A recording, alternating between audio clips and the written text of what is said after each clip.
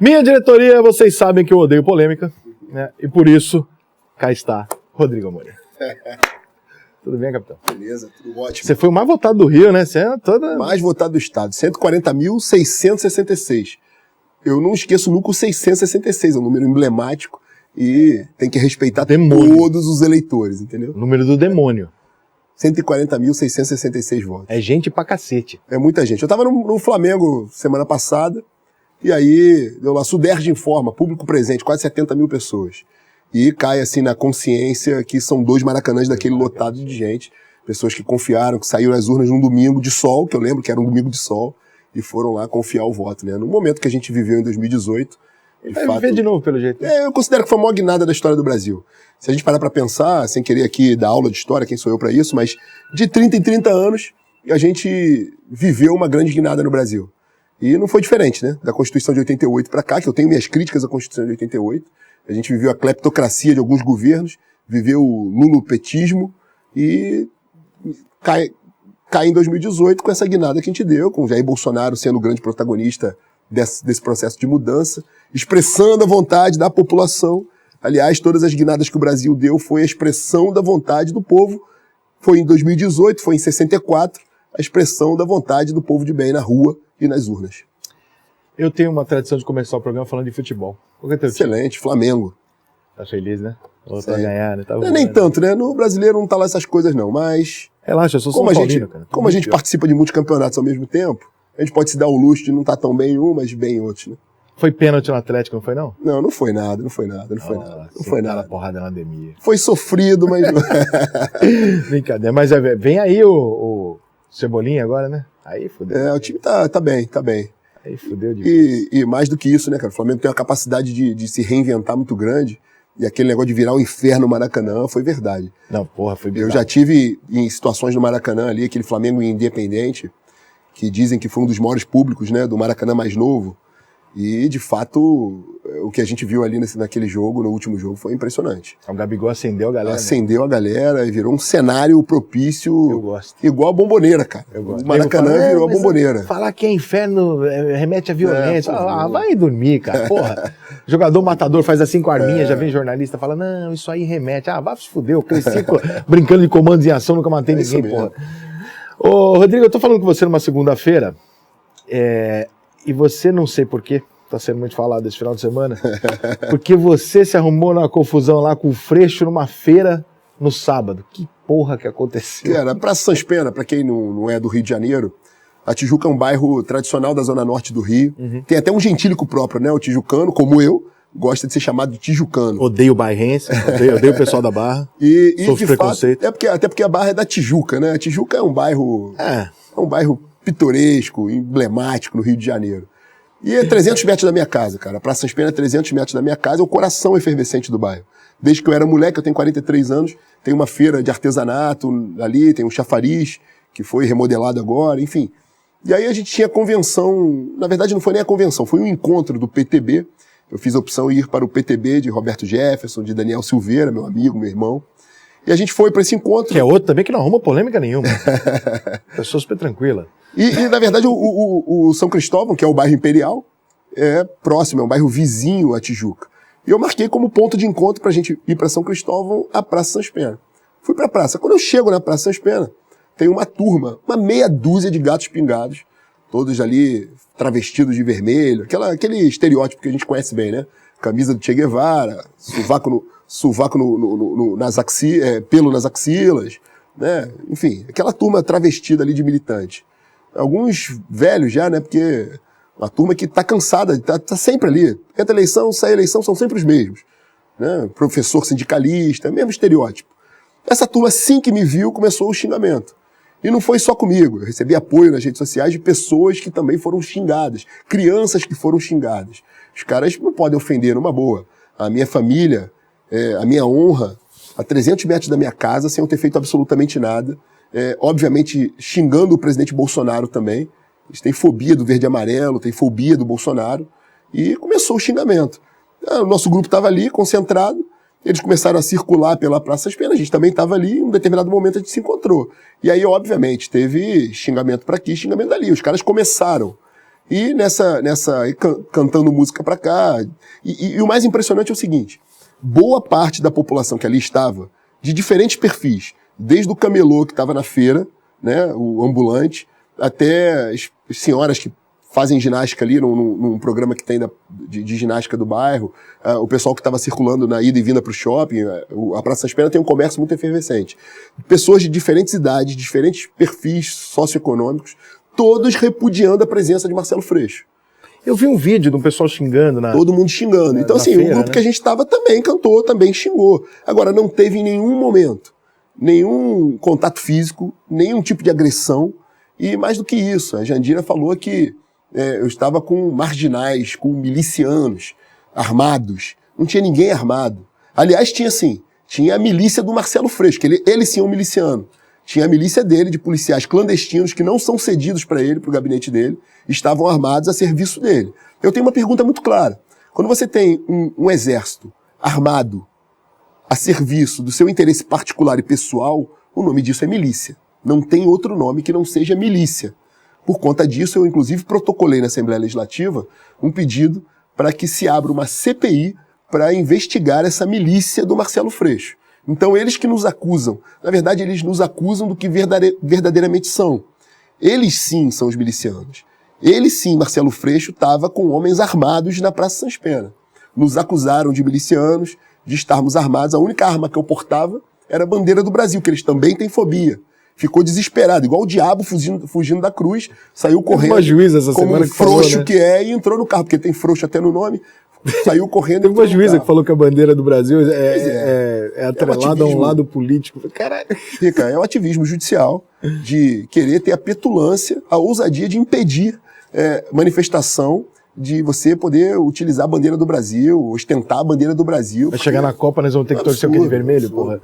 Pelo contrário, tem um projeto de lei na Assembleia Legislativa estimulando o uso da bandeira, obrigando que a bandeira esteja nas escolas, esteja nas repartições públicas.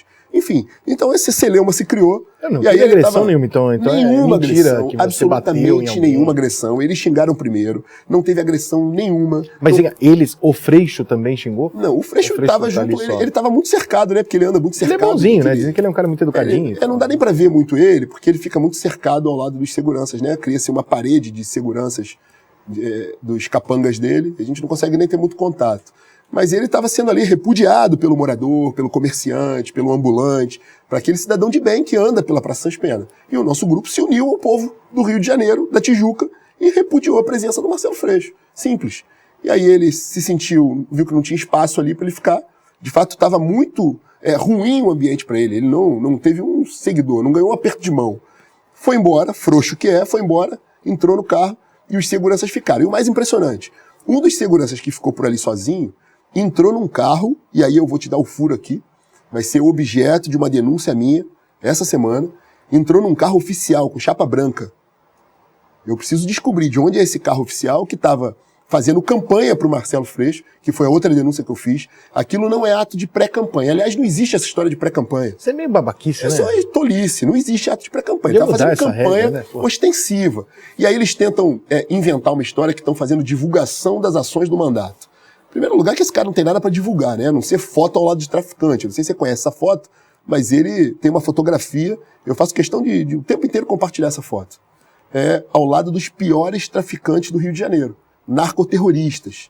Esse cara rindo, abraçado com os traficantes. É um tapa na cara da sociedade.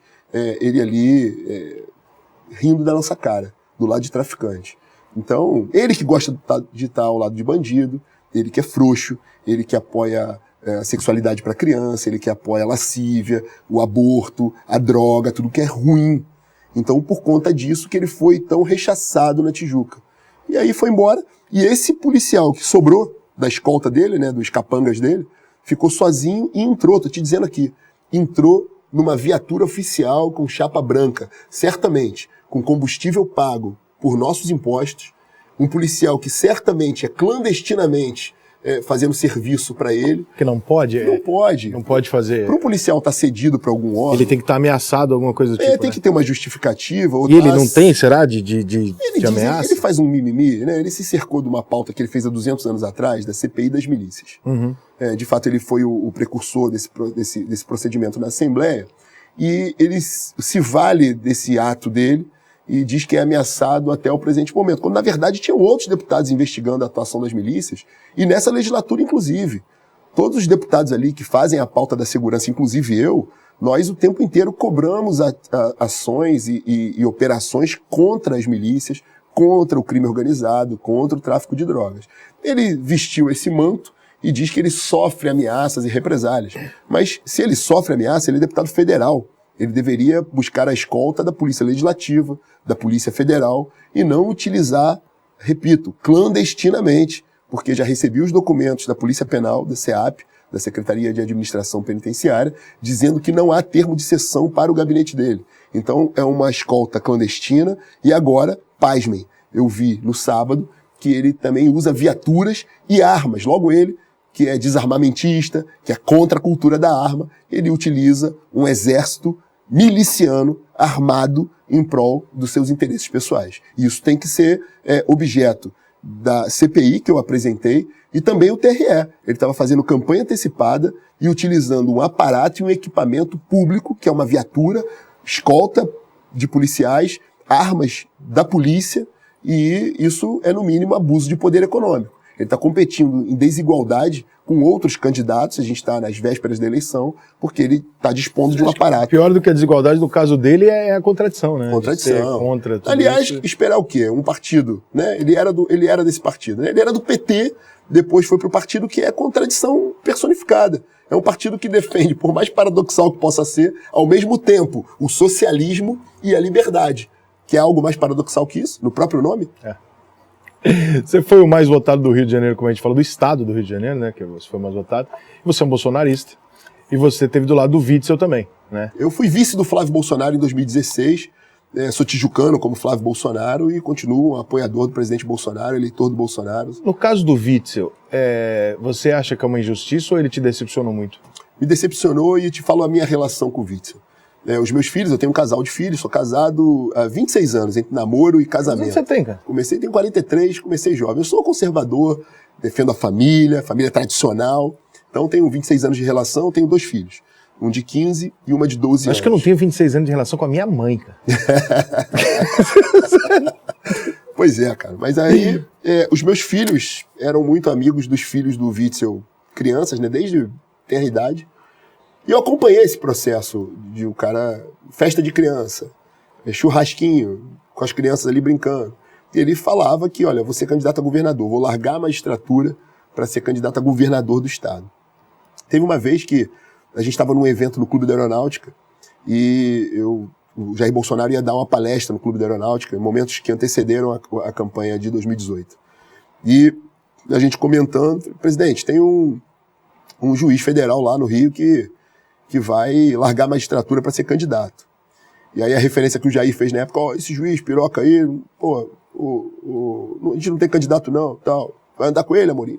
O cara que eu tinha relação, e a gente estava vivendo um ambiente ali de combate à corrupção. E ele fechou com o Bolsonaro, né, na eleição. Na verdade não teve um fechamento formal. Foi informal. Foi informal, mas as ideias, em tese, convergiam, porque veja bem, Rica, um juiz federal, né, quando a gente estava vindo de um momento de extremo combate à corrupção, com a Operação Lava Jato levando vários corruptos para a cadeia.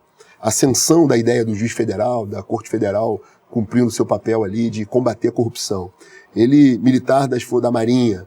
Então toda a ideia convergia com o que a gente estava vendo que aconteceria em 18 e que a maior expressão dessa vontade do povo era o presidente Bolsonaro.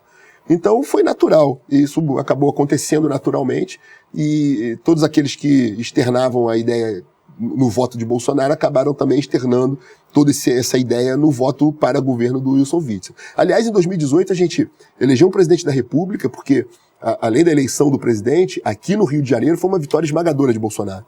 Nós elegemos 2 senadores, o Flávio Bolsonaro e o Harold, e elegemos uma bancada imensa. 12 deputados federais, 12 deputados estaduais, o Hélio sendo o mais votado deputado federal, eu sendo o mais votado deputado estadual, e todos do mesmo campo ideológico, e a gente ainda fez um governador. E depois disso, ele, por conta de vaidade, por conta de botar a carroça na frente dos bois, resolveu antecipar uma campanha, se colocar como candidato a presidente da República, e muito imbuído ali de vaidade. Mas você tem contato com ele hoje? Não, zerou? Não tenho mais relação filhos, com ele, não. Ele tá cada um para uma escola. Né? Tá assumido. Não é bobo? Eu ando sabendo assim, pela imprensa ou por rede social, uma vez ou outra, alguma manifestação dele, mas está sumido do cenário. É melhor, né? Melhor, né? Infelizmente, frustrou. Eu não digo politicamente, não. Acho que nunca vi ninguém se queimar tão rápido. Como carioca, entendeu? Como carioca. Conduziu mal o processo de enfrentamento à Covid, com casos de corrupção estampados ali, num momento dramático, né, da história do Brasil, mas principalmente do Rio de Janeiro. E eu diria, se cercou de muito vagabundo também. Talvez o adulando por conta de uma vaidade excessiva, se cercou de muito vagabundo e infelizmente frustrou ali o desejo de mudança, né, do cidadão do Rio de Janeiro, no momento que a gente podia dar uma grande guinada no Rio, reconstruir, reedificar esse estado. Mas logo depois vem a sequência, vem o governo Cláudio Castro, que é um governo que teve, o próprio governador Cláudio Castro tem uma característica que é a humildade. A gente vinha de um exemplo de extrema vaidade e o Cláudio Castro é um cara muito humilde. E teve a sabedoria ali de pacificar a política, de deixar a poeira baixar, botar os serviços para funcionar. Ele vinha aqui hoje. Ele conseguiu fazer algo muito bacana, que foi a maior modelagem, né, não é uma privatização propriamente dita, porque a SEDAI continua uma empresa pública. O que mudou foi o modelo de operação. Então, a gente conseguiu fazer isso de forma muito exitosa, a Assembleia Legislativa participou desse momento, o que levou aos cofres do Rio de Janeiro um incremento ali de mais de 20 bilhões de reais que estão sendo aplicados em infraestrutura, investimento. Conseguiu dar uma saneada nas contas do Estado, diminuiu o custeio da máquina. Eu não conheço ele pessoalmente ainda, mas parece ser um cara... É um cara muito bacana, Eu tenho o maior orgulho de ser vice-líder do Cláudio Castro na Assembleia Legislativa e tenho convicção, tenho os meus votos definidos. Tenho convicção que a gente tem que continuar o processo de mudança. Lula e Cláudio Castro. Acabou de sair uma notícia aqui, eu queria que você comentasse.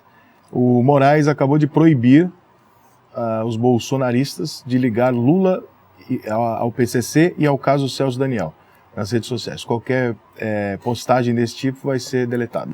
Olha que loucura, cara. A gente está vivendo tempos muito difíceis nas redes sociais, que é uma ferramenta que a gente tem. A gente sabe que essa esquerda que nos acusam do que verdadeiramente são, já disse isso aqui, mas são os caras que propagam o ódio e eles têm elementos muito fortes, ferramentas muito fortes a seu dispor. Dentre elas a extrema imprensa, que está todas com ele. A narrativa que a imprensa faz é algo que chega a ser bizarro, assustador. Eu cito um exemplo aqui, me permito citar esse exemplo. Eu tive em Santa Teresa num outro episódio polêmico. Eu fiz algumas indicações legislativas. As indicações legislativas são a arma que a gente tem, por força do regimento, de sugerir alguma coisa para o governo, né, para o Poder Executivo. O Poder Legislativo tem um papel de fiscalizar, mas também de fazer essa interação, né, essa diligência entre a vontade da população e o Poder Executivo. E isso é feito através das indicações legislativas. Eu fiz uma indicação legislativa para Santa Teresa, que é um bairro tradicional, histórico no Rio de Janeiro, boêmio, um bairro absolutamente turístico, lindo. Infelizmente, tem se tornado um bunker de uma minoria barulhenta da esquerda. Mas Santa Teresa é lugar de gente de bem, de pessoas boas, de comerciantes, de empreendedores que sofreram durante o período da pandemia com a queda do turismo, queda de arrecadação. E aí eu fiz uma indicação legislativa para que a gente levasse uma unidade de um programa do governo do Estado, assim como Segurança Presente, um programa bem sucedido que é o Bairro Seguro. Santa Teresa tem as características que contemplam a instalação e contemplaram a instalação dessa unidade ali. Ao mesmo tempo, também fiz uma indicação para que os carcarás do Recon, que é uma tropa especializada no Rio de Janeiro, também fizessem ali as suas rondas e, eventualmente, tivessem até uma base avançada em Santa Teresa. Agora, veja bem, como pode uma parcela da população repudiar a presença policial? Os comerciantes adoraram a ideia. O cidadão de bem de Santa Teresa adorou a ideia de ter mais polícia. Como qualquer pessoa de bem. Adora a ideia de ter polícia no seu bairro, na sua rua. É melhor, né? É melhor, né? Melhor polícia que o bandido. A não ser o Marcelo Freixo, que gosta de fotografar, né? Regozijando da nossa cara, rindo da nossa cara ao lado de traficante. Mas, quando eu cheguei para a inauguração, pro ato de inauguração, né? Tropa formada, hino nacional, bandeira do Brasil, tudo que essa turma da maconha, da esquerda, detesta. Cheguei num sábado pela manhã e uma meia dúzia de gatos pingados de novo. Começaram a me xingar, me hostilizar, me chamar de miliciano. E, pasmem, a extrema imprensa, rede de televisão e jornal, disse que eu fui expulso de Santa Teresa. Quando, na verdade, esse pequeno imbróglio, se deu na minha chegada, não na minha saída. Então, assim, gente que repudia a polícia, gente que repudia a presença do Estado, a presença policial, a gente sabe onde quer chegar. E aí eu falo parte isso da por polícia conta... é muito controversa, cara. Você viver num país onde as pessoas têm invalidados muitas vezes pela imprensa, né? Você ter repúdio da polícia. Caralho, tem uma coisa muito errada aqui, porque a polícia tem que ser, tipo, uma coisa que a gente confia. Claro, tem muita merda na polícia, mas assim... Ninguém é cego quanto a isso, não. A polícia é a única coisa que ainda pode nos defender. Se a gente tiver repúdio da polícia... É uma das instituições que mais corta na própria carne. A atividade do policial no Rio de Janeiro, em especial, é muito extenuante, muito difícil. Tá maluco. Porque o cara tem que cuidar, desde uma pequena questão doméstica ali, um gato em cima da árvore, sim, até a repressão ao tráfico de drogas. Sobretudo no Rio de Janeiro, que a gente tem uma péssima ordenamento público, né? Talvez seja a pior gestão da história do Rio de Janeiro no que diz respeito à ordem pública. Um secretário incompetente, uma secretaria incompetente, uma guarda municipal que não tem um efetivo que deveria ter. O secretário do segurança, quem que é? É um secretário, não sei nem o nome do cara, mas é um delegado de polícia que fez um manifesto em favor dos militantes de Marielle Vive. Então é um cara que deve escrever ele não. Você com a Marielle tem uma cena, vou te falar. É um cara que deve escrever ele não, deve chamar o Bolsonaro de Bozo. É esse tipo de gente que está na Secretaria de Ordem Pública do Rio. Não vai dar certo. Não tem como dar certo. Como a gente cria um ambiente favorável aos negócios, favorável a que as pessoas se fixem aqui, que o empreendedor instale seu negócio no Rio de Janeiro, que pague imposto no Rio de Janeiro, quando a gente tem desordem. E aí é a narrativa que eles querem transmitir. Quando eu comecei o mandato na Assembleia Legislativa, eu fui com uma missão. Me orgulho de ser um dos caras mais produtivos, se não o mais produtivo da Assembleia. Tenho muitas leis aprovadas, fui no primeiro biênio presidente da Comissão de Orçamento, sou membro titular da CCJ, presidente da Comissão de Servidores Públicos, e iniciei o mandato com a ideia que, de um passo, eu tinha que aprovar leis, respeitando as pautas que me elegeram, sou extremamente fiel às pautas que me elegeram, apresentei lei para acabar com a política de cota única e exclusivamente em razão da cor da pele, e trazer de novo a educação moral e cívica para o ambiente escolar. Eu tinha aula disso aí. Eu também, o SPB Moral e Cívica. Isso fez bem para mim. Eu acho que era educação moral e cívica, isso aí. Agora, eu também fui com a ideia de revogar algumas leis inúteis e outras leis que atrapalham a vida do cidadão. Como, por exemplo, uma lei que impedia a autoridade policial fazer abordagem em motocicleta. A gente está vendo, quem anda no Rio de Janeiro, é possível que essa turma não ande no Rio de Janeiro. Eu ando no metrô, eu ando a pé na rua. A gente está numa calçada... Mas eles não podiam parar Não podia abordar, porque era uma lei que era contra a cultura do reboque, dizendo que a polícia era corrupta. Há casos de corrupção numa blitz? Sim, pode haver, mas que sejam punidos pela corregedoria, pelos órgãos de controle. Agora, impedir que a polícia faça abordagem em motocicleta, o que a gente está vendo... De um policial de bem, de fazer o trabalho dele direito... Não. O que a gente está vendo é moto sem placa, moto andando na contramão, moto andando na calçada, assalto invariavelmente sobre duas rodas. Evidentemente, a motocicleta é um meio de transporte. Tem muita gente que pratica esporte na moto, que trabalha na motocicleta. Muito. Agora, você impedir a operação policial é uma aberração, mas a narrativa que passam é que eu era da máfia dos reboques, que eu queria atrapalhar a vida do motociclista. A história do Gabriel Monteiro, então, te atinge? Qual? O Gabriel Monteiro, aquela fiscalização que ele fez ali, foi sobre um pátio da prefeitura, né? Não, porque você falou máfia do reboque, tinha alguma coisa a ver com isso, né? Dizem que... Você tinha? Não tinha relação nenhuma com ele, não. Ele atuou no âmbito municipal somente. O que eu fiz, a minha lei, era autorizando a autoridade policial a fazer a investida ali, a verificação no motociclista. Você gosta do Gabriel Monteiro? Fico feliz pelo seguinte, a Polícia Militar, o Detran e a Polícia Civil estão fazendo nesse exato momento operações em todo o Rio de Janeiro para coibir moto irregular, moto adulterada, moto sem placa. Você gosta do Gabriel Monteiro? Eu tenho uma boa relação com ele, fui no Maracanã com ele, inclusive. Porque você... Essa semana. Você tem algumas coisas parecidas com ele, né? De entrar no lugar que... Não, qual? Depende. De fiscalização? De querer entrar e mostrar o Sim. Tá Fiz muito isso, cara. Fiz muito isso. Que é uma coisa que ele ficou conhecido isso, né? e fez isso bem, assim, de ir nos lugares e... tem que separar as coisas, né? Ninguém é 100% bom nem 100% ruim. Se ele estiver fazendo... Tem uma grande relação com ele, meu amigo, amigo. Eu espero também investigar, porque eu não sou desses caras que ficam determinando quem não gosto de botar pano quente em ninguém. Agora, tem que ser dado o direito à ampla defesa contraditória, como todo mundo. Exatamente. A gente não pode ser pautado... Eu tenho um irmão que é vereador no Rio de Janeiro, atualmente é secretário de Defesa do Consumidor, Rogério Amorim. Neurocirurgião, um cara muito bacana, assim, muito equilibrado. E ele, antes de assumir a Secretaria de Estado, ele estava no Conselho de Ética da Câmara e tinha uma relação muito boa com o Gabriel. O Gabriel é um cara meu amigo, foi na minha casa, a gente saiu junto, fomos pro Maracanã agora essa semana, ver a grande vitória do Flamengo, mais uma vez aqui dizendo. Ele já foi no meu aniversário, já me deu duas entrevistas. Gente boa, eu me dou super bem com ele. Agora, ele, o deputado Paul Bel, que tá sempre com ele lá, meu amigo essas coisas que aparecem aí, assim, é o que eu sempre falo, a gente vive numa era onde a pessoa não pode se defender, já há um julgamento anterior. Eu falo, cara, ele pode estar errado? Pode, mas ele pode não estar, então espera a coisa acontecer. Eu acredito numa narrativa, assim, eu sou vítima disso o tempo inteiro, cara, e ele não é diferente, mais do que eu.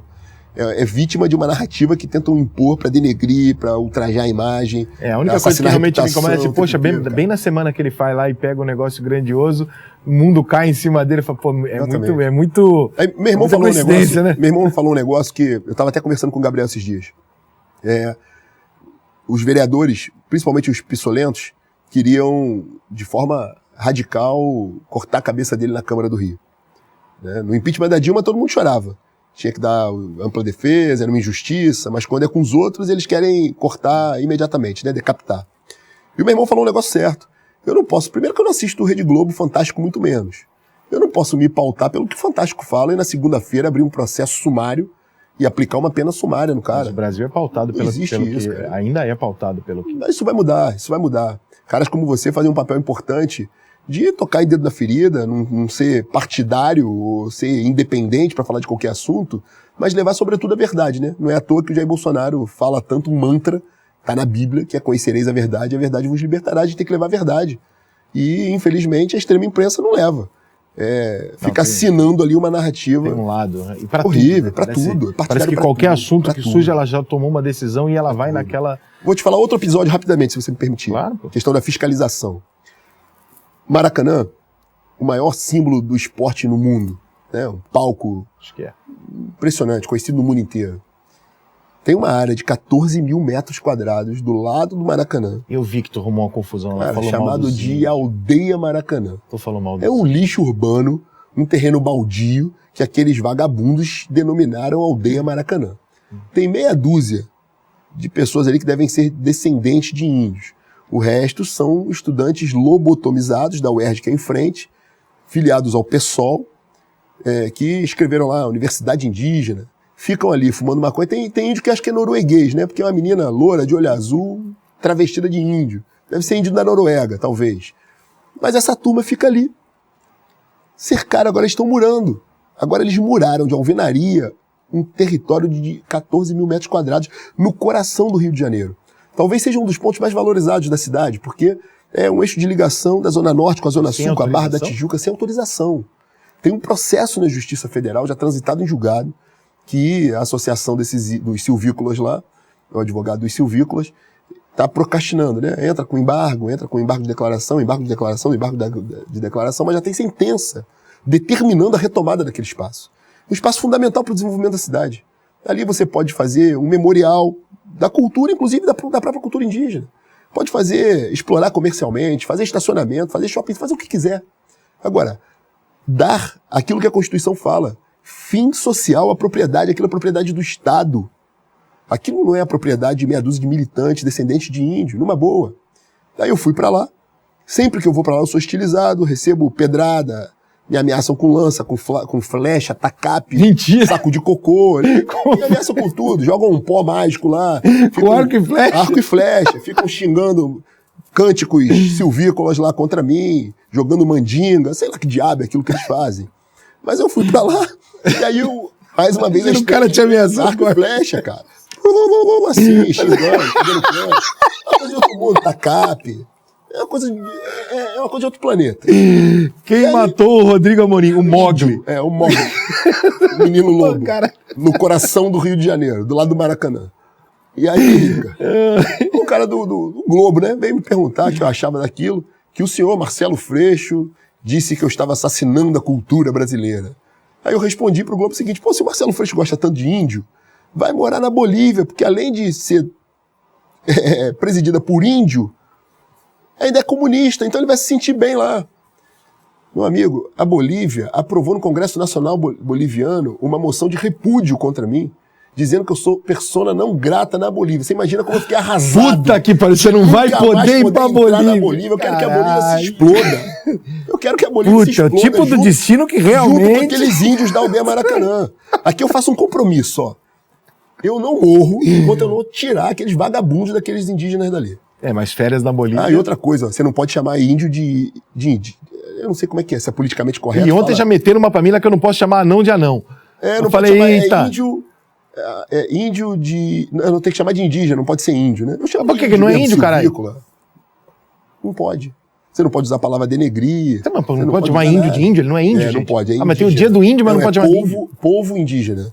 Não pode chamar um indivíduo de índio. É índio mesmo. Então, eu não morro enquanto não tirar aqueles vagabundos daqueles índios que não fazem nada pra ninguém. Aliás, aquilo virou um entreposto de venda de droga, virou uma estica do tráfico de uma favela em frente. Aquilo virou um entreposto de produto roubado, de comércio clandestino em dias de jogos no Maracanã. E eu não sabia que índio usava carro e usava estacionamento, porque eles também têm a opção de carro estacionado na área da aldeia lá, né? Da aldeia. Então, eu tenho relatos ali, ó, da Polícia Militar, do Corpo de Bombeiros, da Defesa Civil, da Assistência Social, da Secretaria de Saúde, condenando a ocupação daquela forma que está. Então, mais uma vez digo, a Bolívia que se exploda, mas eu não termino... Eu fiquei chateado por você perder a oportunidade de poder visitar. Realmente, se alguém falasse para mim que você não pode mais pisar na paradisíaca... no Equador, eu falo, puta que pariu. Eu, infelizmente, não posso. Se você me convidar para paradisíaca Bolívia, eu não vou poder ir. Eu ia falar pra gente marcar um negócio lá. Infelizmente não vai dar, cara. Bom, eu vou te mandar foto. Sei lá, depois dessa piada talvez eu também não vá. Você vai ser declarado persona não grata na Bolívia também, se prepare. Seria divertidíssimo isso. Aliás, a gente pode fazer uma incursão na aldeia Maracanã. Vai ser bacana. Você vai se sentir num filme de Hollywood, sendo atacado pelos tacapes e arco e flecha. Eu não tenho nada contra índio, não, mas porra, arco e flecha eu achei engraçado. Você tem uma passagem na tua vida muito polêmica, que é a quebra da placa da Marielle, né? Você estava com o Daniel Silveira no negócio, fizeram. E isso foi visto de várias maneiras. Por vocês, como, olha, a gente só estava restabelecendo a coisa que é dentro da regra, que é o nome da rua normal e tal, e evidentemente pelas pessoas que simpatizam ou que se solidarizam com a família da Marielle, falam, pô, acabou de morrer, tu vai quebrar a placa e tal. Você se arrepende do jeito que De forma nenhuma. De forma nenhuma. Nem por tudo que gerou de repercussão, de problema? Zero. É importante veículos aqui como o teu que a gente possa falar a verdade do que foi aquilo, né? Aquela placa, eu ando pelo centro da cidade desde moleque. Eu sou descendente de libaneses, comerciante na região do Saara. Minha mãe nasceu na Rua da Alfândega, então eu frequento o centro da cidade desde garoto. Família de comerciante no Saara, eu me formei em Direito, e aquele velho... Sou advogado militante, né, atuante, fui procurador do município de Niterói, e aquela lógica que na faculdade de Direito você é estagiário e circula ali nos fóruns e tudo mais. Então, assim, eu tenho vida no centro da cidade desde muito moleque. Conheço bem, modéstia à parte, o centro da cidade, os pontos históricos do Rio de Janeiro, brinco com a nossa turma, que eu teimo com ex, que eu gosto muito da cidade, conheço a cidade. E considero uma afronta você pegar o nome de um logradouro público, seja uma rua, uma praça, e a revelia da lei, da regra, mudar o nome. Os meus pais são falecidos, meu pai e minha mãe. O pai era um grande homem, a mãe uma grande mulher, empreendedora, uma mulher, que essa turma gosta tanto de defender. Mas eu não posso mudar o nome de uma rua e botar lá o nome da minha mãe, porque eu acho que a minha mãe era uma grande mulher. Eu nem conhecia a Marielle logo começou a carreira, sabia que era uma companheira política, sabia que era uma vereadora, mas de fato não conhecia a trajetória dela na Câmara. Evidentemente que todos nós, qualquer pessoa de bem, fica consternada e sensibilizado com o que aconteceu. Claro, uma vida humana perdida, que na mesma noite que Marielle foi assassinada, do lado do motorista, que essa turma da militância durante um bom tempo esqueceu, que o motorista Anderson também foi assassinado, deixaram a família dele à deriva, como deixaram até o presente momento, nessa mesma noite, Rica, num bairro da Zona Norte do Rio de Janeiro, um pai foi assassinado na frente de um filho de 6, 7 anos de idade, com um tiro na cabeça, numa tentativa de um roubo a um carro. Mataram o cara num latrocínio. E ninguém, é a tal da indignação seletiva, ninguém pediu a averiguação do caso, a punição do assassino, ninguém se solidarizou com a família daquele cara que morreu na frente de um filho. Imagina como é que deve estar esse moleque hoje. É muito seletivo. Na mesma noite, né? no mesmo momento. Você escolhe muito quem Marielle foi quem... assassinada no Estácio, e esse cara foi assassinado no Meia. Ninguém falou nada. Mas eu dou esse exemplo para mostrar de fato a indignação seletiva, como funciona. Sim. A gente parece que escolhe né, vamos, não está errado, mas deveria ser para todos, né? Vamos focar aqui, e aqui nós vamos, o Amarildo, né? Foi um caso emblemático. Que a gente estava falando aqui agora há pouco. Parece que e vai se ignorando. Aí acontece algumas outras coisas em volta parecidas, você fala, mas não acontece nada. Não acontece nada. Silêncio. Mas silêncio. Quê, indignação né? seletiva. Você tem que se indignar com o negócio da Marielle e com todos os outros. Eles seguem aquela cartilha, né? A cartilha gramscista, né? Da indignação seletiva, né? De se acharem detentores do monopólio da virtude, ou seja, se a pauta é boa, justifica qualquer ato. Inclusive, clandestinamente, arbitrariamente, depredar o patrimônio público, que é colar por cima de uma placa que custa dinheiro, fruto do nosso imposto. Eles foram lá e colaram por cima da placa original de um lugar fundamental para o turismo do Rio de Janeiro, a Praça Marielle. Mas qual que era a ideia? Era homenagear ou era determinar que a rua vai se chamar Marielle a partir Acho que as duas coisas. Uma forma de nos impor a narrativa. Eu sou muito claro com isso. Eu cobro a resposta para o assassinato da Marielle, assim como cobro resposta da tentativa de assassinato do Bolsonaro. Sim, tem que se cobrar as duas, claro. Eu cobro respostas, eu me solidarizo com a família dela, que perdeu uma filha, que perdeu um cidadão, uma vida perdida. Agora, isso não justifica que se faça essa arbitrariedade que foi feita. Então, eu passava em frente à Cinelândia, em frente à Câmara Municipal, na Cinelândia, onde está o Teatro Municipal, onde está a Câmara Municipal, a Biblioteca Nacional, um lugar emblemático do turismo do Rio de Janeiro, do desenvolvimento da cidade do Rio de Janeiro, coração financeiro do nosso estado. E aí, eu me deparava com aquilo o tempo inteiro e aquilo me incomodava pela arbitrariedade, pelo abuso, de se acharem detentores do monopólio da virtude. Uhum. E aí, um belo dia, com o Daniel, a gente comentando, falou, cara, a gente tem que fazer um gesto, tem que repudiar essa atitude, que foi uma atitude orquestrada por militância partidária. A gente tem que tirar essa placa e mostrar que está errado. Se querem homenageá-la, aprove a lei na Câmara Municipal e dê o nome de onde queira. Mas faça conforme a ordem, conforme a regra manda. E aí nós fomos lá e tiramos a placa. Fizemos um vídeo, o vídeo teve uma boa visualização e tal, passamos o recado que queríamos. Na semana seguinte, nós tínhamos um evento político, a gente estava no meio da campanha de 2018, a gente teve um evento político na cidade de Petrópolis, cidade imperial, conservadora, cidade natal do Daniel, cidade que fui o deputado mais votado, e ali naquela cidade, naquele ato político, a gente comentou a história para os militantes que estavam ali, para o pessoal que nos apoiava, para o cidadão de Petrópolis que estava ali, o cidadão de bem que estava ali nos ouvindo. E a gente exemplificando esse discurso contra a esquerda, essa tentativa que eles tentam nos impor o tempo inteiro, nós exemplificamos com o que tínhamos feito há uma semana atrás. Olha, eles infringiram a regra, nós fomos lá e restauramos a ordem. E aí o Daniel ainda estava com os fragmentos da placa, que já estava quebrada, porque é uma placa muito vagabunda que eles fizeram, colaram por cima. E aí alguém da equipe do Daniel lá, um apoiador do Daniel, foi ao carro e pegou a placa. E aí a gente fez aquela foto, mas não teve um gesto agressivo de quebrar a placa no joelho, coisa parecida. Nós tiramos a placa, não me arrependo nem um minuto, tiraria quantas fossem necessárias, e essa foto rodou o mundo com um vitimismo, com um mimimi, né? Porque aí teve aquele fumador de maconha, artista pissolento, quer dizer, isso é redundância, né? Todos são, esqueci o nome dele, do Vivier, se não me engano. Gregório do Vivier. Gente boa, cara, já entrevistei ele. Mas não é meu amigo, mas eu gosto. Ele botou lá na rede social dele, quanto ódio, que malvadões, que coisa horrível, que truculência.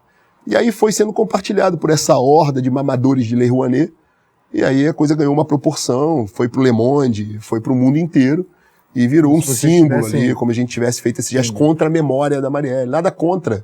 Mas essa imagem que passa, ela é um ponto interessante, porque, por exemplo, existe um perfil, né, entre os bolsonaristas, existe um perfil. Não adianta a gente negar que é o cara que fala da ordem, do conservadorismo, da defesa da vida, da família tradicional, o cara mais, da livre iniciativa, da liberdade. Mas o perfil, assim, o cara gosta de arma, o cara gosta, né, há um perfil, né, entre os bolsonaristas. Você e o Daniel Silveira são amigos e tem um perfil semelhante nesse sentido e tal. E vocês acabam representando a imagem do bolsonarista, acaba sendo representada. Um estereótipo criado. Estereótipo criado pelo, como você está dizendo aqui, o estereótipo do psolista, são os estereótipos que vão ficando. Cheiro de enxofre, cabelo no sovaco. Entendeu? São camisa vermelha do Che Guevara. São estereótipos que preguiça, vai se criando. Barba falta grande, de trabalho, falta de trabalho. E o bolsonarista já é mais cheiro aquele... de maconha. Caralho, mais ou menos esse tipo, né? Aquele pit boy, né, do Bolsonaro. Essa imagem do bolsonarista, ela alimenta muito a crítica do pessoal do outro lado que fala assim, porra, são truculentos, são isso, são insensíveis, etc. Aquela coisa que se criou e que parte disso às vezes é até verdade. Isso atrapalha, ajuda, isso é uma estratégia ou simplesmente é realmente o perfil das pessoas e não tem nenhum tipo de orquestra, de direcionamento político para esse perfil dos apoiadores? Eu não creio num direcionamento político, é uma constatação, né? Óleo e água não se misturam.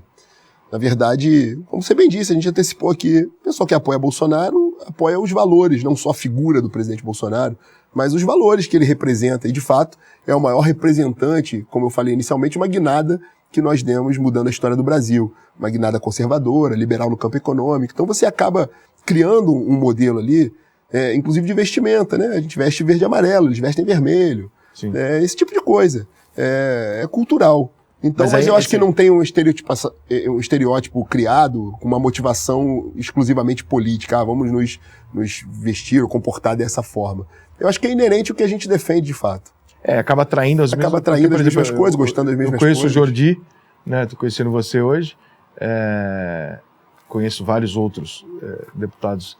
Mandar um abraço pro Jordi aí, que num episódio recente aí que o vereador lá de Niterói, travesti, entrou numa polêmica comigo, inventou que eu tinha mandado um e-mail dizendo que ia matá-lo, um e-mail que foi desbaratado, durou 6 horas essa invencionice que a Polícia Civil fez um laudo dizendo que era mentira. Olha, estou contando as balas para lhe assassinar. Coisa de pessoa. Eu não sei se é o efeito da droga, né, cara? Porque a droga no sistema nervoso central, ela com o tempo... Não, peraí, eu não tô sabendo. O cara disse que você mandou um e-mail avisando ele que você ia matar ele. Teve um episódio na Assembleia que nós estávamos discutindo a questão do passaporte vacinal. Aliás, um dos motivos que eu pretendo estar novamente na Assembleia Legislativa é porque a gente ficou 2 anos, ao invés de discutir coisas úteis. Claro que eu sei da gravidade da pandemia, do Covid, matou, inclusive deputados amigos, pessoas próximas, familiares, a gente sabe do que aconteceu. Mas a gente gastou 2 anos da vida discutindo lockdown, pandemia, vacinação, máscara, passaporte sanitário, por aí vai. Num desses debates, tem uma deputada psolenta que ela atacou a galeria da Assembleia Legislativa, que estavam ali senhoras, pessoas de bem, apoiadores de Bolsonaro, consequentemente, porque eram contrárias à ideia do passaporte vacinal. E aí, essa deputada se referiu, inclusive às senhoras que estavam na galeria, dizendo que as senhoras cacarejavam, chamando as pessoas de gado, de boi. E aí, obviamente, que eu entrei em defesa. A gente começou mais uma vez um embate na tribuna, no microfone da Assembleia, no púlpito, na tribuna da Assembleia Legislativa. E ali, eu me referi, fiz referências às ideias que eu considero aberração da natureza.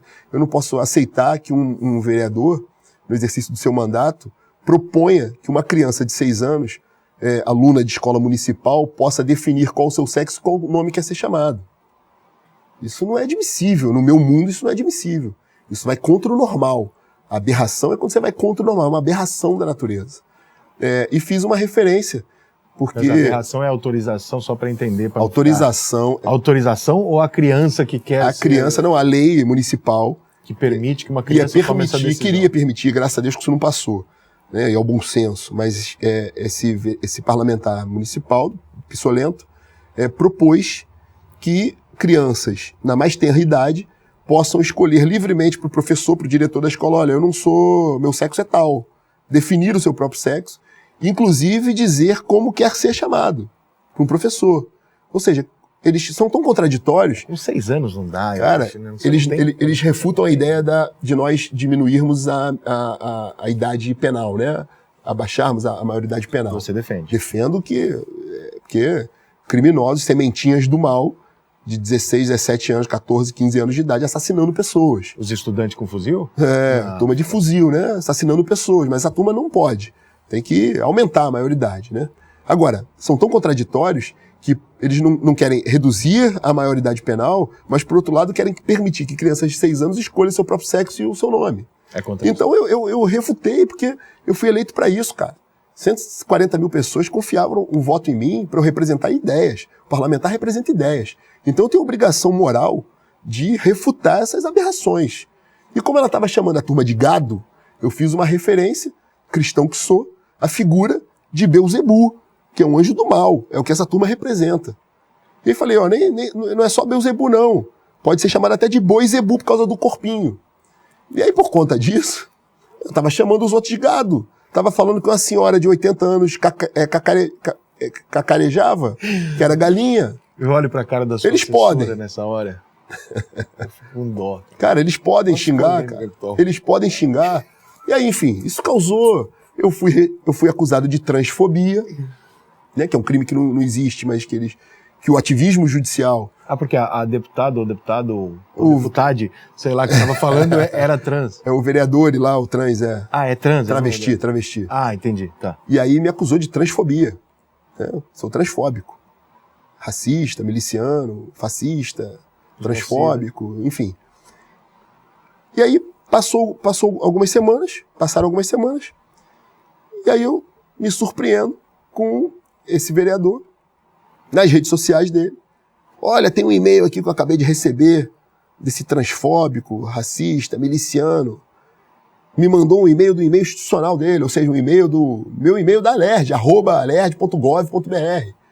E o do texto do e-mail era mais ou menos o seguinte, olha, pode se preparar que eu vou te matar, já estou contando as balas para te assassinar, eu estou do lado do presidente Bolsonaro e do exército brasileiro, isso é verdade. Eles estão do lado do tráfico, mas eu estou do lado do Bolsonaro e do exército, da polícia. E dizendo que eu ia privatizar o SUS, que eu ia tomar várias medidas ali, dentre elas contar as balas para assassinar a deputada e esse vereador travesti de Niterói. Obviamente que isso ganhou um volume enorme nas redes sociais, porque essa turma é barulhenta, e eu tive que ir à delegacia contra crimes de informática, e a Polícia Civil, em 6 horas, em menos de 12 horas, fez um laudo, eu autorizei a quebra do meu sigilo de dados. Mas aquele e-mail, ele existiu ou ele criou? Isso está sendo apurado ainda. Entendi. Ele pode ter recebido mas de alguém. definitivamente o e-mail não saiu da minha caixa de e-mail. Não faz muito sentido. Mesmo se você fosse matar o cara, não faria sentido. É o que eu digo. Você pode até subestimar do meu caráter, da minha moral. Quem não me conhece. É da inteligência. Mas da minha inteligência não, né? Pelo amor de Deus, porra. E aí, mandar um e-mail avisando que você vai matar alguém. Tá achando que isso é uma loucura? Tem mais. O Ministério Público Federal, em Brasília, pediu a minha prisão preventiva por conta desse e-mail. Ou seja, eu posso ser preso a qualquer momento aqui, porque o Ministério Público Federal pediu a minha prisão preventiva por conta desse suposto e-mail. Então, é uma guerra desigual, é uma guerra cultural, sem dúvida nenhuma. Preso no meio da entrevista da audiência. Liga aí, MPF, fala que eu tô aqui, ó. Cara, avisa que ele tá aqui, pô. Cara, é uma guerra cultural, uma guerra desigual, uma guerra de narrativa. Você pode ser preso por causa de um e-mail que nunca existiu na vida. Realmente a parte de subestimar a inteligência é bem... Pô, seria de uma imbecilidade de fazer isso. E assim, é grave também. Se você fez, você merece ser preso mesmo. Você é o cara que tu vai matar pelo seu e-mail. Impressionante, Aí realmente merece ser preso por porra. E te falo mais, Rica, a gente está discutindo pautas importantíssimas na Assembleia Legislativa. Em que pese esse estereótipo que você fala, né, e essas polêmicas, que são inerentes ali ao mandato representativo de uma parcela da população. O Jordi só não carrega esse estereótipo porque ele não tem tamanho. Eu não posso falar disso, porque tem o Charles Batista também, você conhece, que é um anãozinho. Não. O PRF, amigo nosso, amigo do Jordi também. Foi deputado com a gente agora. PRF, bolsonarista, mas ele é bem baixinho, cara. Menor que o Jordi? É menor que o Jordi. Caraca. E aí eu falei até pra uma deputada do PSOL, falei assim, eu tô fazendo piada aqui com o Charles, que vocês não vão defender ele não, você é presidente da Comissão de Direitos Humanos. Os anõezinhos não merecem a sua defesa? Cuidado, que essa semana teve um negócio aí, é sério mesmo, eu vi essa porra ontem no Twitter. Tem um negócio aí que não pode chamar anão de anão. Não pode chamar índio de índio. Aí eu falei, mas nada mais me surpreende. Eu vou chamar um anão, gente? Nada mais me surpreende. Fudeu, porque eu vou falar como que é o anão. É o quê? Indivíduo de pouca estatura. É o quê? Deficiência com nanismo. Sim, mas eu vou falar, é aquele deficiente com ele. Porra, não tem dá. Que dar eu vou chamar CID, né? Tem que dar CID da doença. Mas é impressionante, porque assim, a gente falou de estereótipo, né, dos conservadores, mas, cara, eu me orgulho muito de ser um deputado muito atuante na Assembleia. Eu tenho o que entregar e fiz muito pelo mandato. Eu sou, por exemplo, nesse atual momento, eu sou o relator da CPI mais importante da Assembleia Legislativa, que é a CPI da dívida pública. O Rio de Janeiro tem quase 200 bi acumulado de dívida, principalmente com a União Federal, que é o maior credor, e a gente está apurando, tentando diminuir um pouco isso, rediscutir, aí obviamente que essa discussão envolve uma discussão clássica do Pacto Federativo e outras coisas mais, mas a gente tentando criar modelos ali para desburocratizar. Eu sou autor da lei que acaba com a substituição tributária, iniciamos pelo microcervejeiro e depois por outros produtos, que é uma covardia com o pequeno e médio produtor, o cara antecipar o pagamento do imposto. Então são questões fundamentais para um processo de reedificação do Rio de Janeiro, que muitas vezes são interrompidos na Assembleia, quando a gente está discutindo a tributação da água mineral no estado do Rio de Janeiro. Vem a deputada Pissolenta e fala, olha, sou uma mulher negra, favelada, aquela mimimi de sempre. E quando você rebate isso, é taxado de violência política. Como eu fui taxado nesse enfrentamento ao Freixo, na Praça Sans Pena, como eu sou taxado quando eu refuto as ideias podres do PSOL, é violência política. Agora, quando eles pegam jornalistas que recebem dinheiro público de partido político para os seus blogs independentes, quando a extrema imprensa recebe dinheiro público para anunciar para o governo, quando artistas que mamam na teta da Lei Rouanet recebem dinheiro público, fazem críticas à honra do presidente Bolsonaro, quando pedem a morte do presidente Bolsonaro, quando o presidente Bolsonaro estava em Juiz de Fora, quando ele toma uma facada, não é violência política? Eles podem fazer o que querem em nome da liberdade de expressão, mas não é violência política. Violência política é só quando nós, do campo conservador, refutamos essas ideias torpes, aí é violência política. Então, meu amigo, eu me orgulho de responder por muito processo de violência política, de ter mais de 25 processos pedindo a cassação do meu mandato, todos de autoria do PSOL. Então significa que eu estou no caminho certo. Qual que foi a tua primeira eleição? Foi essa? Foi essa. Foi eu disputei a eleição de vice-prefeito com o Flávio, né? Então você está muito atrelado ao Bolsonaro, evidentemente. Sem dúvida. Você tem medo de... Você não tem medo de, eventualmente, se o Bolsonaro perder a eleição e sumir, né? Sumir, que eu digo, midiaticamente ele vai ficar sem cargo e tal. Você, por tá muito atrelado a um político grande, pagar esse preço? Eu já estou pagando agora no mandato, com todas as prerrogativas que um parlamentar tem. É muito difícil, você é ameaçado constantemente, eu tenho muitas ameaças de morte, eu tenho processos covardes como esse que eu acabei de narrar agora, é o tempo inteiro. Agora, eu acredito na vitória do Bolsonaro e vou trabalhar muito para isso. Obviamente vai ser uma eleição difícil, vai ser uma eleição polarizada, árdua. É esquisita, não e o que eu digo é o seguinte, essa turma saiu do armário, né? O barbudo de 9 dedos, o maior ladrão da história do Brasil, ele tá passando por bonzinho, né? Ninguém fala que o cara era um assaltante até ontem, estava preso. Caralho, porque, porra, não tem na rua, não tem, entendeu? Rica, eu vi um meme do Lula vestido de Chuck e o brinquedo assassino. Ele é o mal personificado, né, de santidade, com o PSOL fazendo papel de cortina de fumaça, com as pautas identitárias, para abrir o caminho para o PT tentar implementar a cleptocracia de novo. Eu tenho convicção absoluta da vitória de Bolsonaro. Eu tenho receio das urnas, dessas urnas que não são auditáveis. Você não confia? Eu não confio nas urnas. Agora eu tenho a mais absoluta convicção que a vontade popular é continuar o processo de mudança que o Bolsonaro começou em 2018. Agora, qualquer coisa pós o mandato Bolsonaro será muito perigoso para todos nós que o apoiamos e exercemos um mandato político no Brasil hoje. Você acha que a gente pode ter... Porque assim, nós temos já um discurso que a gente percebe que muita gente desconfia da urna. E muita gente normalmente é pessoal do Bolsonaro, da turma do Bolsonaro. Então a gente pode imaginar que boa parte dessas pessoas podem não aceitar uma derrota na urna? Olha, eu tenho convicção, por tudo, eu ando os 4 cantos desse estado. Eu costumo ir a convite a outros estados, estou sempre em Brasília. São Paulo é um estado que eu vou sempre também. O que eu vejo nas ruas, eu estou na rua o dia inteiro. O que eu vejo nas ruas é uma população não só de militância bolsonarista, é o cidadão de bem, é o cara que trabalha no campo, que trabalha no meio rural, é o empreendedor. Não tem nem como discutir, porque assim, a gente está cobrando isso. Inclusive, eu sou um dos caras que fala, gente, pelo amor de Deus, como é que o outro lá tem 50% se ele não consegue juntar? Caraca, tem alguma coisa errada nisso aí, tá muito louco. Militante isso. De aluguel. Tem alguma coisa errada aí, porra. O outro lá que vai na rua e todo mundo recebe o cara e tem alguma coisa errada nesse resultado aí. Mas isso significa, na prática, o que significa na prática não aceitar o resultado? Um Capitólio, né? Nos Estados Unidos aconteceu isso. O mesmo processo que a eleição do Trump viveu, a gente pode viver no Brasil. A gente precisa continuar esse enfrentamento na questão da auditagem nas urnas, porque acreditamos na democracia, somos democratas, acreditamos nas instituições. Aliás, é uma outra narrativa que tentam nos impor. Eles nos criticam por fazer críticas precisas ali, pontuais, né, ao ativismo judicial, como se nós estivéssemos questionando a figura do Poder Judiciário. Uhum. Nós, parlamentares, quando fazemos alguma fiscalização ao Poder Executivo, eles acham que nós estamos questionando a figura do Poder Executivo. Mas nós somos conservadores. Conservador acredita em instituição. Nós defendemos a tripartição dos poderes de Montesquieu, sem dúvida nenhuma, com autonomia, com independência, mas, sobretudo, com a mútua fiscalização de um poder sobre o outro. Agora, nós acreditamos nas instituições, mas para que possamos ter uma democracia forte, é necessário instituições fortes e, sobretudo, ferramentas que possamos exercer o poder de fiscalização, o que definitivamente não acontece com as urnas. Então a gente pode imaginar que uma derrota do Bolsonaro vai gerar um problema. Vai gerar uma comoção nacional, não tenho dúvida disso.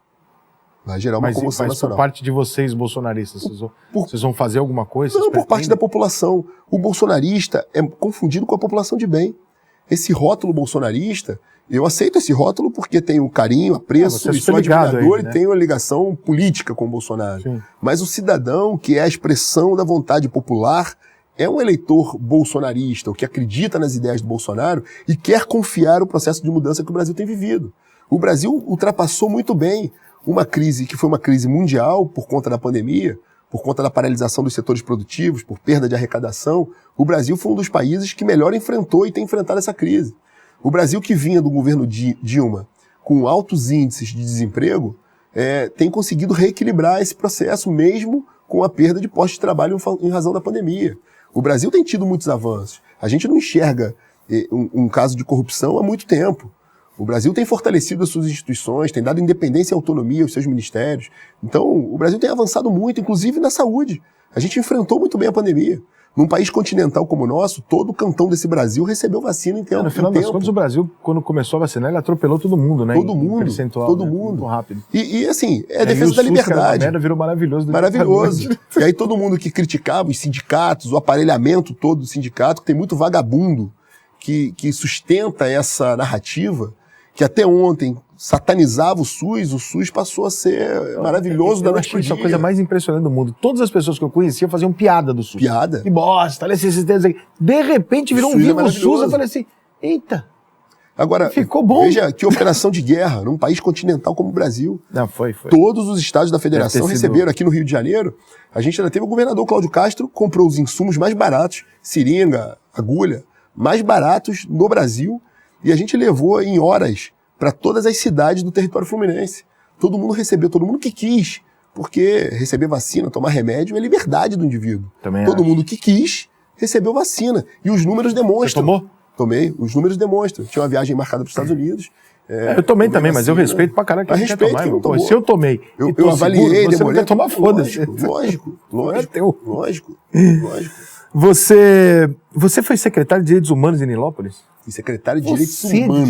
Que porra é essa, cara? Cara, mas é outra falácia. Todos nós defendemos direitos humanos. Direitos humanos para humanos. Direitos humanos para polícia. Direitos humanos para cidadão de bem. Não para vagabundo, como essa turma tenta defender o tempo inteiro. E foi uma experiência muito bacana. Porque a minha experiência que tive na Secretaria de Direitos Humanos, eu pude implementar o PROCON municipal, que é um aspecto fundamental, assim, quando a gente fala de município, da vida cotidiana da pessoa, né? Uhum. Aquela pessoa que faz um carnê, compra numa loja de eletrodomésticos um produto financiado, às vezes não recebe, tem problemas com uma operadora de telefonia, com uma prestadora de uma concessionária de luz, por exemplo, e aí você acaba uma ferramenta constitucional, uma ferramenta que está na nossa normatização das nossas leis, das nossas regras, uma instituição importante que não tinha. E aí eu levo essa instituição e crio a Casa da Mulher Nilopolitana, que é um centro de atendimento para a mulher vítima da violência doméstica, que é uma realidade. As pessoas acham que nós somos insensíveis e cegos a algumas questões que acontecem no seio da sociedade. Existe violência doméstica e precisa ser repudiada. A mulher tem que ser amparada. Existe um tratamento peculiar. A máxima da equidade é tratar o diferente com diferença, o desigual com desigualdade. Então, as pessoas enxergam que nós não temos esse prisma, não temos esse olhar. Na verdade, foi sequestrado pela esquerda, né? A esquerda é dona de todos os valores. Né? De todos os valores e de todas as narrativas. Isso é uma grande idiotice. É uma idiotice sem tamanho. Você acreditar que, então, eu sou preto, então eu sou contra o racismo, então eu sou de esquerda. Não, querido, não tem nada a ver uma coisa com outra. Eu também não sou a favor do racismo, sou de direita. Tentam atrelar o que eu falei, que vai pro mimimi, sou mulher preta, favelada e tudo mais. Existe racismo no Brasil? Existe. Claro. Lógico que existe. Óbvio. A gente, em 1888, a escravatura foi proclamada aqui no Brasil, a Lei Áurea de 88, 1888, ou seja, 100 e poucos anos de história, 3 ou 4 gerações para trás, certamente o meu avô, teu bisavô, alguém da tua família, da tua árvore genealógica lá, foi escravo em algum momento. A minha avó chegou a ter contato. Minha avó tinha uma fazenda no interior que a minha avó contava que ela chegou a ter um resquício ali de escravidão. De escravidão. Então, você ascender esse negro recém-liberto, que consequentemente vai para a periferia. Você ascender esse cara, né, negro, para os patamares superiores das classes sociais, é um processo que leva tempo. Sim. É um processo que forçar demanda, deixa, às vezes, uma situação deixa uma situação desconfortável. Agora, existe racismo? Existe. Nós precisamos de políticas afirmativas, precisamos combater o racismo, precisamos falar disso na escola, na sala de aula, sim. Mas nós nunca vivemos no Brasil um processo de apartheid. Nunca teve um negro andando na rua, aí vem o outro, negão, morre aí porque você é negro. Pá. Nunca existiu isso. Perto das coisas que a gente ouve falar pelo mundo aí, o Brasil não existe. A gente precisa... Eu faço um paralelo. Quando eu protocolo a lei que visa extinguir no Rio de Janeiro a política de cota única e exclusivamente em razão da cor da pele, eu estou fazendo uma referência ao nordestino que, por conta do êxodo rural, no final da década de 70 e 80, veio tentando, vendo a novela da Globo, via o Rio de Janeiro e São Paulo como os lugares maravilhosos, tentavam sair do sertão e buscar uma vida melhor no Sudeste. Chegavam aqui e quebravam a cara. Esse cara ficou ali, e as famílias que vieram ficaram na periferia, marginalizados, sem serviços públicos. E aí, temos favelas no Rio de Janeiro, como Rocinha, Rio das Pedras, que são favelas eminentemente de cor branca, de pessoas de cor branca, que são nordestinos. Dizem que a Rocinha, inclusive, a música da Rocinha não é pagode, samba, nem nada. É forró. Forró, raiz. E esse cara, que é branco, nordestino, não, concordo com você. Ele não pode ser sujeito a uma política afirmativa do Estado? Eu acho que a classe social deve determinar a cota. Sem dúvida. E não a cor da pessoa, porque aí você está excluindo o cara que é pobre, não tem condição, mas é de outra... Mas essa busca incessante da defesa de uma pauta identitária visa separar o Brasil. Sim. Botar negro contra branco, homem contra mulher, heterossexual contra homossexual, gordo contra magro, e por aí vai, né? Isso é uma parada que eu concordo. Eu acho que às vezes um exagero. Agora lançaram uma torcida organizada gay. Eu falei, gente, não. Os caras eu falei, não sou contra não, mas por que a torcida gay? Você está excluindo o hétero, vai ser só gay e vai dar confusão. Eu falei, não faz isso não, cara. Faz uma torcida que aceita todo mundo. Pronto, beleza, tá amplo. Agora, só do gay, você não vai conseguir juntar... Né? A gente tá falando aqui, hoje, agora há pouco...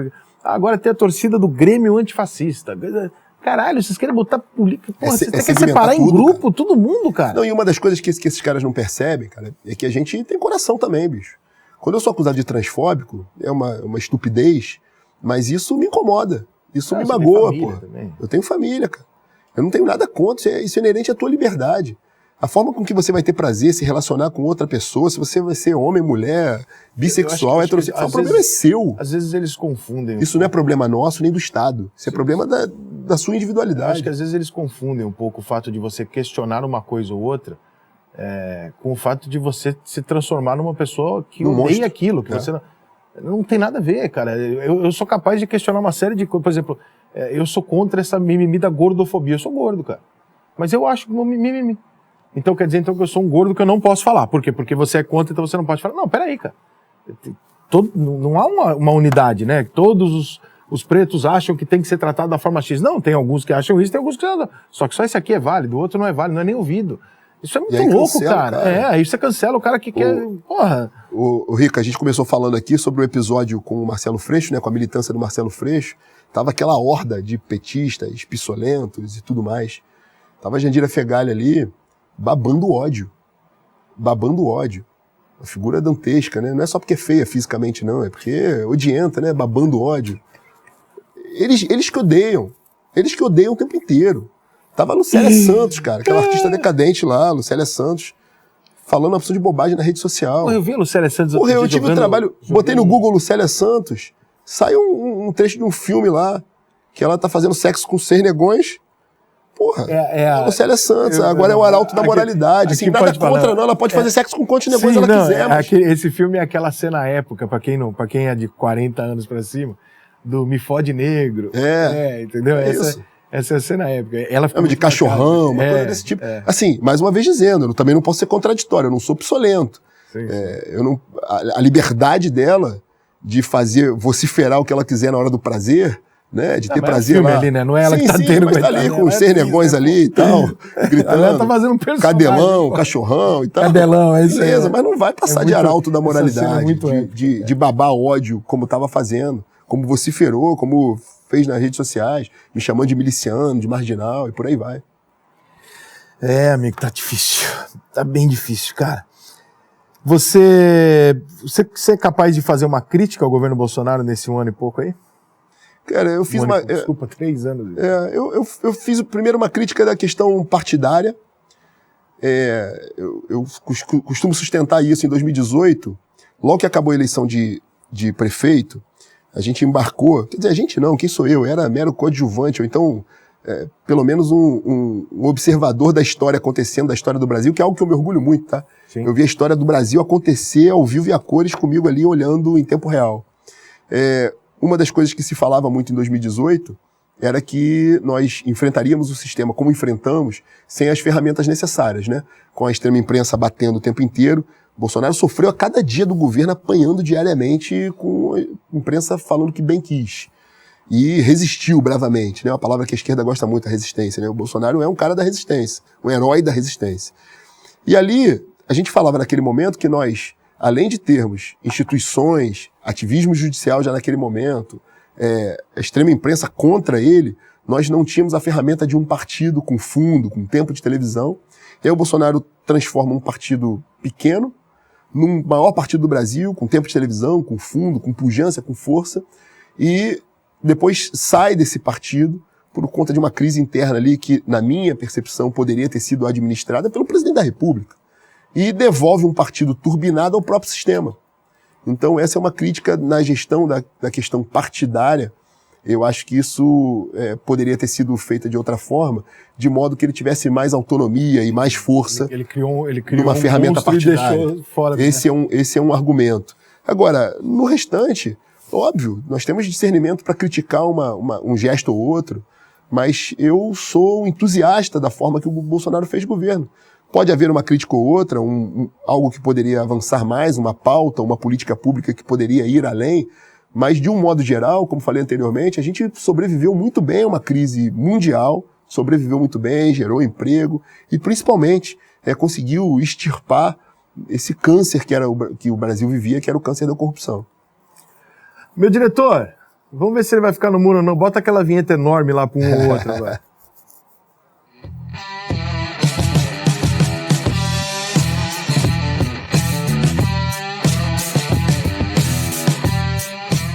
Grande, né? Eu não errei, também, eu fico puto. Bota aí, meu diretor. Eu vou te dar 2 opções, você escolhe uma. Tá. Sem muro, hein? Bora. Você prefere Cidade de Deus ou Tropa de Elite? Porra, Tropa de Elite, né, cara? Ver o Bop atuando. Tu gosta, né? Porra. Próximo. Globo ou SBT?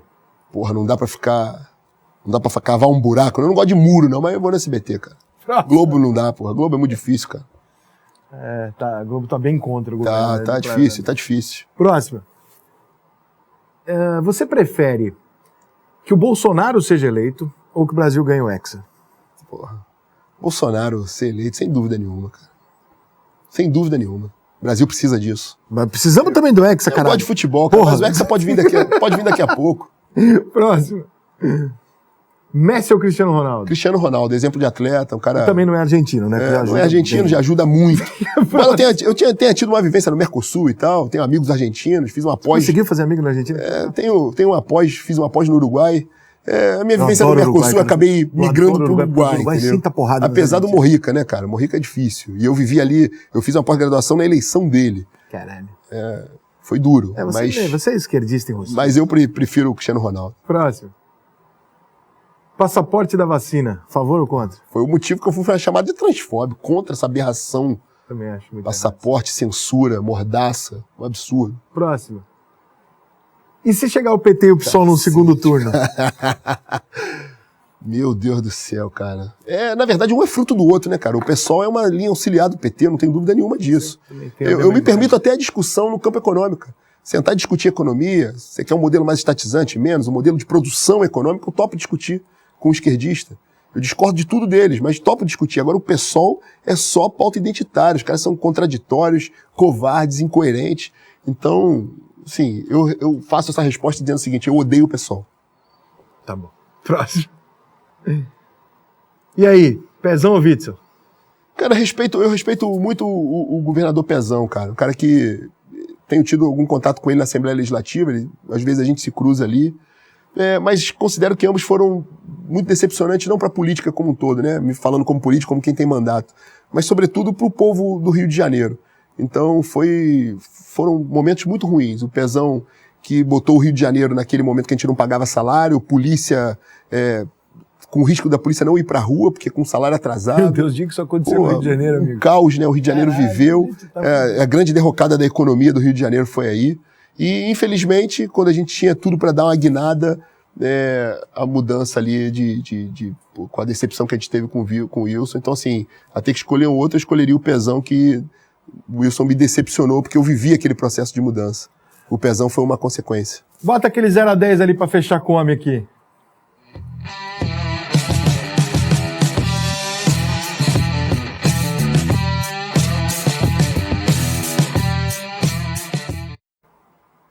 Vamos lá, meu diretor. Agora é só uma notinha de 0 a 10. Agora é moleza. Agora é moleza. Super tranquilo, sem polêmica. Alan dos Santos. Cara, dou 10 pro cara. O cara foi vítima desse processo aí de ativismo contra ele. Criou um canal importante ali nesse processo de uma mídia independente. Então é um cara que merece nosso respeito. Próximo. Anitta. Em que pese o arrependimento dela, talvez num surto psicótico pela droga, ela andou agora falando que não foi bem aquilo, que não era bem petista. Mas, fez uma tatuagem no ânus, né, cara? Mas o que você tem a ver com isso, caralho? Expôs a tatuagem no ânus, expôs o PT, falou uma opção de bobagem. Enfim, 0. Próxima. Bolsonaro. 10. Um cara muito firme, honesto e que está representando um processo de mudança importante para o Brasil. Próximo. Gabriel Monteiro. Eu dou 5 pro Gabriel Monteiro. Meu amigo, gosto muito dele. Mas errou em alguns momentos ali. Acho que devia ter... Foi muito bom na fiscalização, foi um cara que foi na vanguarda do que fez ali com o movimento de internet, fez com muita habilidade, mas errou na condução de certas covardias que fizeram com ele. Então, eu dou 5 pro Gabriel Monteiro. Eu vou dar mais um pouquinho, vou dar 9 pro Gabriel Monteiro. Um pouquinho? Só pra não dizer que dei 10. Tá bom, tá valendo. Vou dar 9 pro Gabriel Monteiro. Caralho, gosto dele, é meu amigo. Ele mudou a nota. Meu amigo não tem defeito. Meu amigo não tem defeito. Vou dar 9 É uma tese, uma tese. Meu amigo não tem defeito. Próximo. Rede Globo. Isso é abaixo de 0, né, cara? Isso é a Globo lixo, calhordas, cara. Próximo. Inventam narrativas, vagabundos, drogadios. 0. Não gosto, cara, não só pelas bobagens que ele anda fazendo e falando, mas sobretudo por um mandato pífio que ele está fazendo. Então, eu vejo ali, a atividade parlamentar é difícil. Você tem que entender o que está fazendo, entender regimento, e não adianta querer lacrar o tempo inteiro. Então, está fazendo um mandato muito ruim na Câmara Federal. Então, além de todas as bobagens que fala, está fazendo um mandato muito ruim. Então, 0. Próximo. Nelson Piquet. Cara, eu dou 10 pra ele. Não só como piloto, admirava muito. Eu sou velho, né, cara? Eu via Porra, Piquet, Nigel Mansell e tal, grandes corridas, um grande piloto. Com todo respeito a Ayrton Senna, aos demais pilotos brasileiros aí, mas um grande piloto. E é um cara que se posicionou politicamente. Eu acho isso importante. Ele arrumou um problemão semana passada. Arrumou, né? Que loucura. Arrumou. Mas é um cara que se posicionou. Na vida você tem que ter posição, cara. Quem fica no muro apanha dos dois lados, né? Isso é verdade. A última nota. O STF. Cara, Olha lá que não, você... É aquilo que eu te falei, eu sou muito tranquilo com isso. Primeiro que sou advogado, operador do direito, e de forma muito clara. Conservador defende instituições. O STF é uma instituição fundamental para a nossa democracia, é a representação máxima do poder judiciário. Eu sou membro do poder legislativo, respeito os poderes. Agora, determinadas atuações de ministros do STF não podem macular a instituição. Então eu defendo a instituição STF, dou nota 10 para a instituição STF, mas infelizmente a atuação, por conta desse ativismo político de alguns ministros, tem abalado a reputação do STF, que eu defendo para que seja preservada. A instituição tem que ser preservada. Tá meio over, né? Tá. Exagerando. Rodrigo, obrigado pela tua Eu que te agradeço. Obrigado sou fã. E... Obrigado pela oportunidade, cara. Parabéns pelo que você faz pelo Brasil.